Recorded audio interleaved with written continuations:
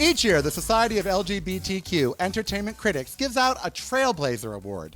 Here to present that award is board member Tariq Raouf. So please welcome Tariq as he presents our Trailblazer Award. Hey everyone, my name is Tariq Raouf, Outreach Director and proud member of GALECA. I am honored to present the LGBTQIA Trailblazer Award to a spectacular and very well-deserving recipient.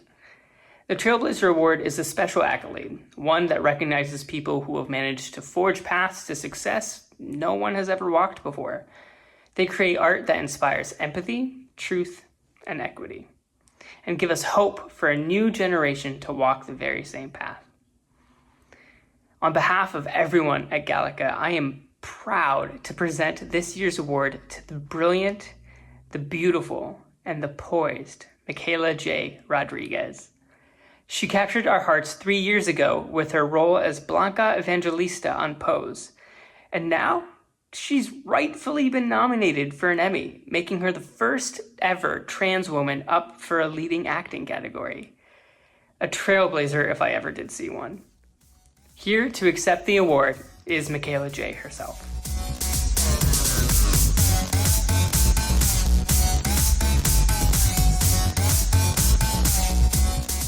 Thank you very, very, very much. One, it is an honor to be receiving this award. I'm appreciative of my community and just appreciative of being seen by my community. So I'm just thankful for the GALECA Award. And I'm just going to keep doing my thing, just keep showing up for the generation. We were having a conversation before about the generations behind us. Got to keep instilling, hope inside of them. So I'm just going to keep trying my best to instill hope.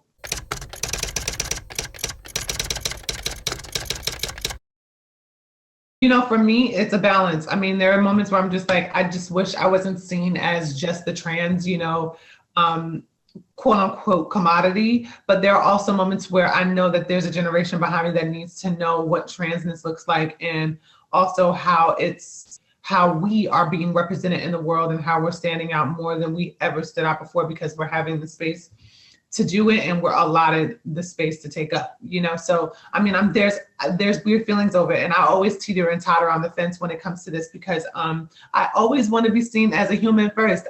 This is my motto. Human is the first thing we see, and then there's Latina, there's Black, there's trans, then there's woman. Like, there's all of those things, but the first thing that happens and who I am is a human being. And I want people to see me as a human being first, who has many attributes to them. And the plus sides of that is being a Latina person, as being a person who's African-American and Black, and being a person who is a woman, and being a person who's trans. Like, those are the things that come afterwards. So yeah, I just, it's a teeter and totter. I teeter and totter on it sometimes.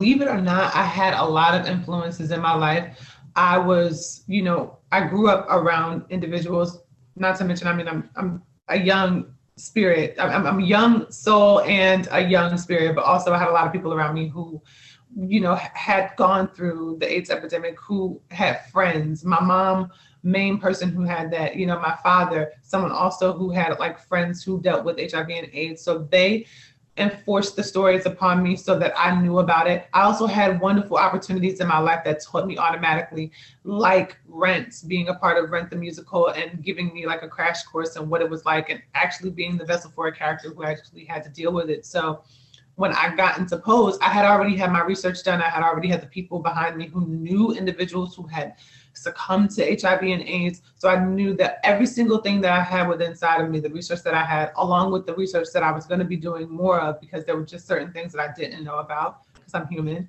And I feel like that's also a part of the work process when it comes to building a character, and also just making sure that you create the kind of story that needs to be seen by the people. But I used all of that, and I put it all into my work, and I put it all into Blanca. And I think that's one of the ways how I and we made it work as a collective when it came to the cast. I mean, I'm sure we've all heard about Billy Porter's, recent news, which I think is beautiful, that he's able to actually come out and talk about something like that. But these are a lot of things that certain people were living with. These are things that a lot of the cast members had experienced because they know people in the ballroom scene who was dealing with it too. So I think that's one of the reasons why we were able to, really pinpoint a lot of the things that happen because some of us experienced it and some of us know about it verbatim.